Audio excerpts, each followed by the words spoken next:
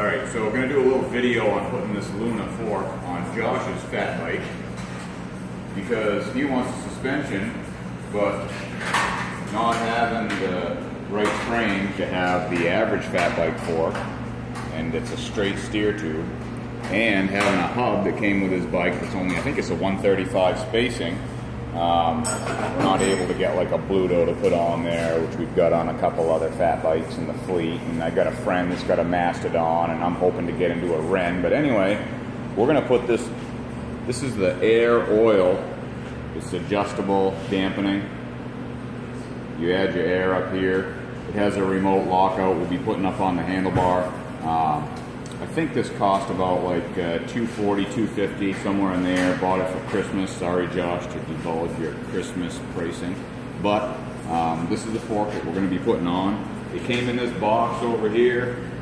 I mean, no fancy wrapping, but I don't care about that. Came with some spacers to put up on our stem. It came with an installation tool to hammer the race on for the headset. And it came with a lot more bubble wrap, but we've been playing with it, popping it. So anyway, we'll pause the video and we're going to get underway of actually taking apart the bike and the fork that's on there. I'm going to try and reclaim the star nut that's in the head tube because I didn't see that it came with a star nut. I didn't order one. So if we fail on that mission, we'll have to order one. But I'm pretty crafty, so we can get it out and go with it. But okay. So we just did a little test fit of this Snowshoe XL. It's 4.8. I think it measures like 4.5 from lug to lug roughly, but that actually fits. So I mean, that's a big plus right there. And it did fit the spacing of the hub that came with this wheel. And near as we can tell with our measurements, we're going to have a direct bolt-on for our rotor and brake caliper that was on this bike. I think that this rotor is a 160, so that's pretty exciting. So we've decided to do a little weight comparison for all you weight weenies out there. This is the chromoly fork that came off of his bike. We left the hardware and the bracket adapter on there because we won't be using it. And this is the sawed-off stem, and we'll just leave that bearing on there for now. Don't want to clean the dirt. We'll try to get a weight on it. And it's looking like 3 pounds, 8 ounces. So, now moving forward with that, we'll put this Luna on there. And we haven't trimmed the cable yet, and we still got to cut down the steerer and put the bearing on. And we're talking 4 pounds, 7 ounces using the old handy fishing scale. So there you go. Okay, so basically we've measured up for our stem. Well, even before that, we were able to reclaim the race off the bottom of the old fork and just basically using a putty knife to get under it, walk it back and forth. And I found when putting this race on here, it didn't have a real tight fit. And the fork actually came with a tube which is laying on the floor just to try and hammer that on. We tried using that and actually had better luck by just putting it on by hand and walking it around with a punch. And I even put some Loctite on there, not because I read directions, but because the fitment wasn't really tight. And I didn't want that to be something that would creak later on for us. So we put a little permanent Loctite on there to try to help out with any sort of imperfections of the machining and if there was any rocking or movement of that race.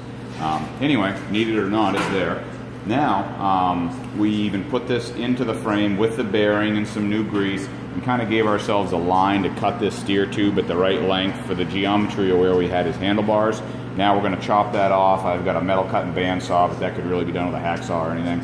We'll cut that off and we'll see you in a few. So we just put it on the ground and put the tire in just to get a feel for the look and the geometry and angles of everything. And so far, so good. I kind of gave it a little bit of the old test push, and we don't have any air pressure in there. It's just what they sent it with, and honestly, it feels really smooth. I run a Bluto, and I know this is brand new, but I mean, even if I push sideways on the handlebars, there's no stiction to speak of at this point. So that's all good. So I was able to reclaim that star nut out of the old fork. I put some leather glove around the fork, and basically I took this big old punch and just drove it right straight down through. which spit out my star knot out of the bottom because this tube is just a straight shot through. And then I took and some of the actual fins were a little bit bent, so I kind of straightened them out, did a little blacksmithing on them. Now I'm going to take and drive that in to the new fork, which we already have on here, and I don't have my preload on my bearing set up yet, but we'll do that. We'll see you in a bit. So just to talk a little on this this lockout lever, we're going to end up taking everything off the bar right here so we can slide this on, which I kind of wish it would just swing open. It would make life a lot easier, but whatever. We'll take that stuff off, slide this on. We're going to opt to put it here. You know, you'll see the final installation, but it allows us to lock this thing out, and it locks out way better than my Bluto. I mean, this fork locks, so that's really nice. So we've got that little lockout on here, and we've routed it the way we kind of wanted. I wish it kind of had that this actually had a quick bend on it, so it could route a little bit neater. Kind of like this dropper post noodle. I know that you can buy those separately and route it yourself, and maybe that's something we'll explore someday, but right now that's going to be what it is. So let me show you a little bit of how that lockout works. You can go ahead and hold that, Josh, thanks. So basically I can take and move this. I don't even know what's in this fork for pressure yet. Now if I reach up here with my thumb, press and hold that, it turns into something that you don't move. I mean, Blutos just don't do that. And then you hit the little blue button up here, it releases it, and now I'm back to moving. Really like the lockout. Hopefully it stays working as good as it is right now. So this right here is the first test run in shorts and slippers by my son on his new Christmas gift, that Luna fork.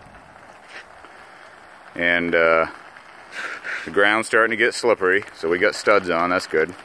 He's doing a little bouncing. We set it up to 100 PSI. And try the lockout and jump around, Josh.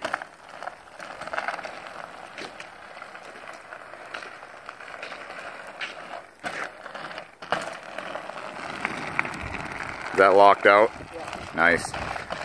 So, I don't know about long term, but the first impressions are bang for the buck. And the availability of some comfort for a 4-season bike. That's going to be the answer. Might want to work on that brake noise. Alright, so in conclusion, overall bang for the buck, it's good. It's got similar flex to the Bluto, so most people call that a wet noodle. So I go along with it being about the same as a Bluto flex-wise. I mean, overall, for the money, I keep saying it, seems to be the answer.